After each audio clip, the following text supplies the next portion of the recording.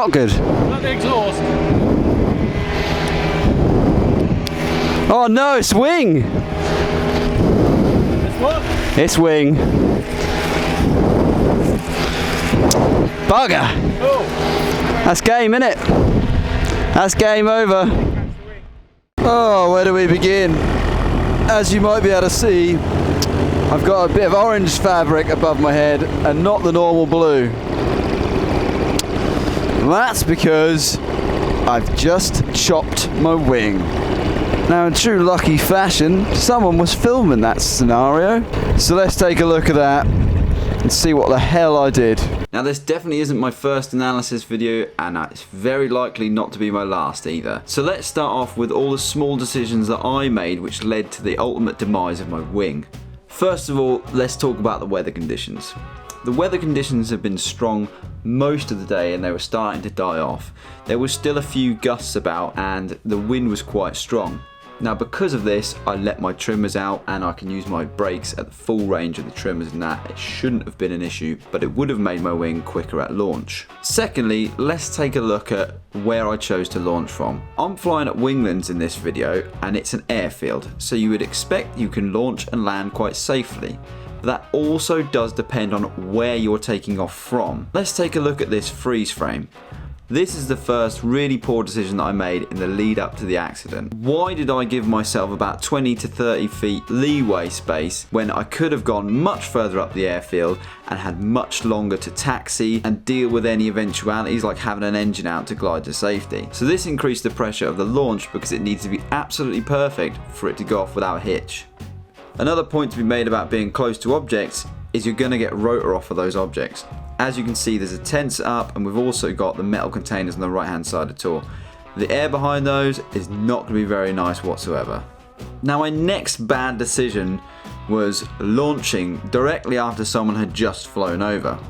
Now, this may or may have not have affected my wing in this situation, but in this video clip you can audibly hear myself saying, I'm going to be in this person's wake. I'm going to get his wake. Why did I not wait for a couple of minutes for it to clear out, be nice smooth air again, and then launch?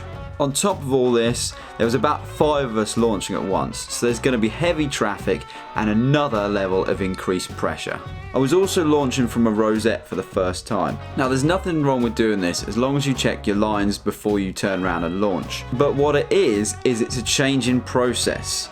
Normally I'd bring a laid out glider up above my head. Now I'm looking at something totally different, which is giving me something else to think about on top of all these other things that are added pressure. Now, I've rewatched this video clip a few times and all the things I've mentioned working in conjunction with each other. Here's the last straw that broke the camel's back.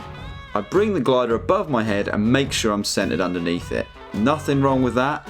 I then turn around and start moving forward. At this point, I believe it was a little gust that just picked me off my feet. As I touch back down, I start to slow up my forward motion.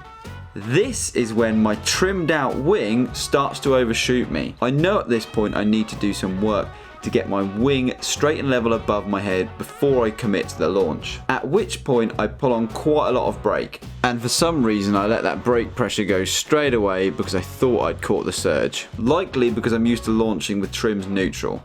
And by this point, the wing's so far over the front of me, it just starts to dive at the ground. I notice this and I kill my engine and quickly turn around. Obviously not quick enough because the wingtip just touched that propeller. This is pretty much the same problem that I had when I broke my first prop. I didn't keep that brake pressure in my hands. And I also slowed up moving forward. Had I have continued moving forward at the same pace, kept that brake pressure in my hands and then turned round, I would likely have saved my wing. Usually it's not one big event that causes an accident. It's the build-up of lots of smaller events that you may have got away with before, but when they all align, that's when the problem occurs. Well, with that being said, hopefully it'll prevent one of you guys doing the same thing as me, save you a bit of a repair bill as well. Luckily, Chili's got this school wing that I'm on the lower end of the weight range, but I still get in there so I can still fly. It's just annoying that it's going to be about 3 weeks until I get my wing back again. Regardless, we live, we learn, and hopefully it's helped some of you guys. So if you like this video, give it a thumbs up. If you loved it, subscribe, and as always, I will see you up in the air. still smiling.